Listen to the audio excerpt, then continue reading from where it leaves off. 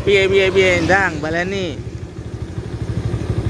Halo, tes 1, 2, 3, 1, 2, 3, posisi sudah mau bermain. Posisi seperti kemarin di teras, sekarang jam 8.25 ganti. Oke, ini 11 km lebih dari rumah, 11 km lebih di Pucangan, kecamatan ngendi ya mlasuke kene iki. Desa Pucangan itu atasnya Serabah mau tikungan ke arah hutan. Jadi ini masih perkampungan belakang itu, tapi ini masih persawahan. Ketinggian kira-kira ya 150 mdl. Ini masih rendah, jadi ada selisih sekitar 50 sampai 80 meter dibanding yang bawah. Nah, coba mah ngomong sing panjang lagi tak rekam nanti. Oke, tes 1, 2, 3, 1, 2, 3 dicoba. Tes 1, 2, 3, 1, 2, 3 dicoba. Posisi dari Bangau Putih bermain di teras depan rumah. Ganti. Oke, sip tak mulai he. Nang dhuwur ndak kondusif, nang dhuwur ora kondusif. Hutane tibake kuwandel saiki. Tak mulai he. 11 km rekor hari ini. Posisi seperti kemarin di teras, sekarang jam 8.25 ganti. Oke, ini 11 km lebih dari rumah, 11 km lebih. Kecamatan ngendi ya mlasuke kene iki. Desa Pucangan itu atasnya Serabah mau tikungan ke arah hutan. Jadi ini masih perkampungan belakang itu, tapi ini masih persawahan. Ketinggian kira-kira ya 150 mdl. Ini masih rendah, jadi ada sedikit sekitar 50 sampai 80 meter dibanding yang bawah. Nah, coba mah ngomong sing panjang lagi tak rekam nanti. Oke, tes 1, 2, 3, 1, 2, 3 dicoba. Tes 1, 2, 3, 1, 2, 3 dicoba. Posisi dari Bangau Putih Permai di teras depan rumah. Ganti. Oke, sip tak mulai he. Yang dhuwur ndak kondusif, yang dhuwur ora kondusif. Hutane tibake kuwandel saiki. Tak mulai he. Assalamualaikum warahmatullahi wabarakatuh. Pagi ini kita akan membahas pengalaman saya kemarin ketika HT Osaka ini bisa berkomunikasi sejauh 11 km. Ya, saya juga heran ya. Tapi ya enggak heran karena di frekuensi ini kebetulan sepanjang sejauh mata memandang itu bisa sampai. Jadi sebetulnya ketika saya kemarin di dataran itu mencapai 4,9 kilo, saya jadi yakin untuk mencoba ini nanti akan nyampe di 11 km dengan posisi di sini itu 93 mdpl, HT yang satu itu di lereng gunung, namun tidak gunung yang kemiringannya curam, ya cuman paling di bawah 10 derajat kemiringannya, ya antara 6 derajat lah. Jadi kemiringan gini di sana itu persawahan di Desa Pucangan. Di Desa Pucangan itu di atasnya wisata Serabah. Sekarang jadi Serabah Semesta Resort ya, nggak tahu Serabah apa ya. Jadi jalan menuju ke Bendungan Wonorejo Tulungagung. Di situ saya berhenti, kemudian mencoba bicara dan saya mendengar dengan jelas dan jelas sekali, guys. Jadi itu pengalaman saya. Videonya ada di sini.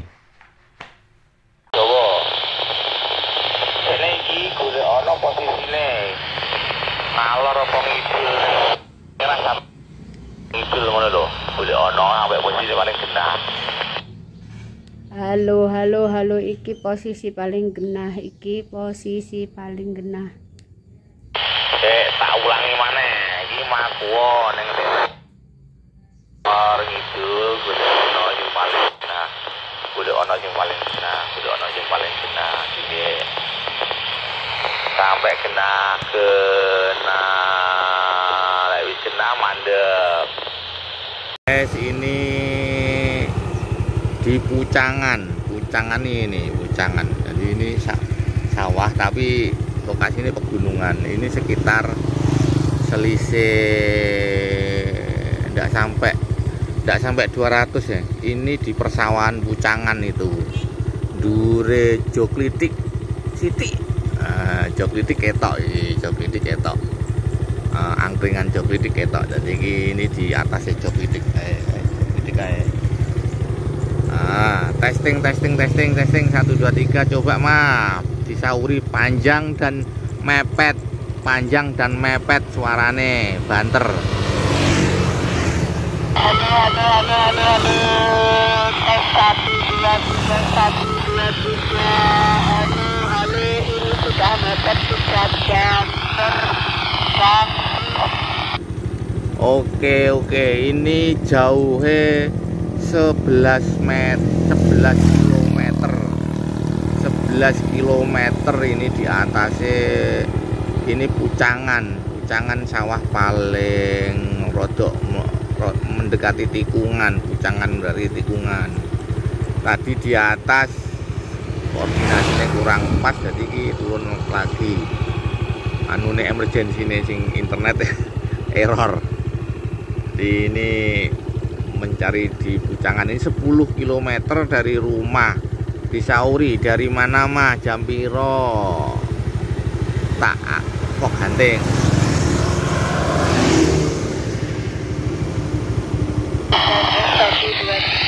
Ini baru banget permain posisi di depan rumah aku jam 8 jam 3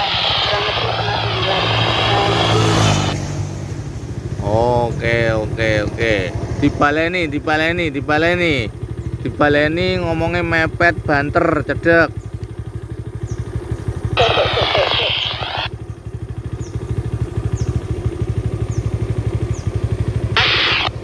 Piye ndang baleni. Halo, tes 1 2 3 posisi sudah mau bermain. Posisi seperti kemarin di teras sekarang jam 8.25 ganti. Oke, ini 11 km lebih dari rumah, 11 km lebih.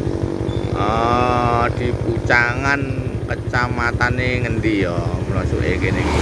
Desa Pucangan itu atasnya Serabah mau tikungan ke arah hutan. Jadi ini masih perkampungan belakang itu, tapi ini masih persawahan. Ketinggian kira-kira ya 150 mdl. Ini masih rendah, jadi ada selisih sekitar 50 sampai 80 meter dibanding yang bawah. Nah, coba mah ngomong sing panjang lagi tak rekam. Nanti. Oke, tes 1 2 3 dicoba. Tes 1 2 3 dicoba. Posisi dan tanah putih bermain di teras depan rumah. Ganti. Oke, sip. Tak mulai he. Nang dhuwur ndak kondusif, nang dhuwur ora kondusif. Hutane tibake kuwandel saiki. Tak mulai he. 11 km rekor hari ini. Oke, itu. Ini mulai tenan. Ndak tak jajal ning gone Banaran, jajal ning Banaran. Banaran ini kan perkampungan. Ketinggiane ngisore iki sekitar 30 meter. Pokoknya ora sampai 100 lah. Ndak sampai 100 yang Banaran tak jajal e. Yang Banaran nang Kates. Oke, halo, tes 1 2 3 1 2 3, posisi di Bango Putih Permai. Posisi seperti kemarin di teras. Sekarang jam 8.25, ganti. Oke, ini 11 km lebih dari rumah, 11 km lebih. Kecamatan ini ngendi ya, produk gini. Desa Pucangan itu atasnya Serabah mau tikungan ke arah hutan. Jadi ini masih perkampungan belakang itu, tapi ini masih persawahan. Ketinggian kira-kira ya 150 mdl.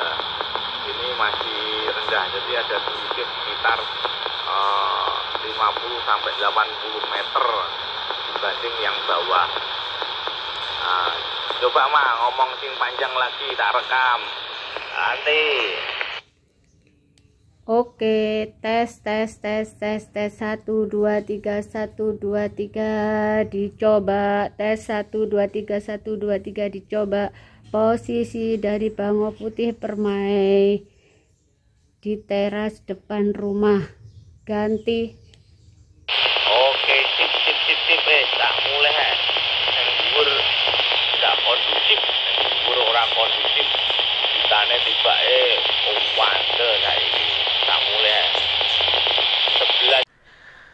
Setelah percobaan itu, saya jadi yakin ketika ini bisa komunikasi 11 km dengan hambatan yang lumayan. Yang satu itu berada di teras depan rumah. Itu di baratnya itu karena di sini perumahan, ini perumahan semua menghadap ke utara. Jadi perumahan yang tebal sekali sampai jalan. Kurang lebih ada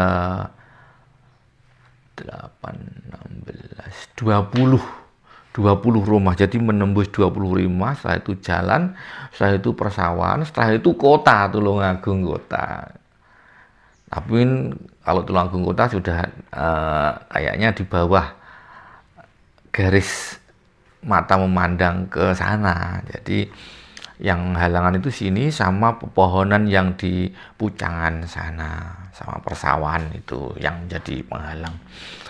Jadi ketika itu berhasil komunikasi 11 km, saya yakin kalau ini salah satu misalkan dinaikkan, tidak perlu tinggi-tinggi gayanya.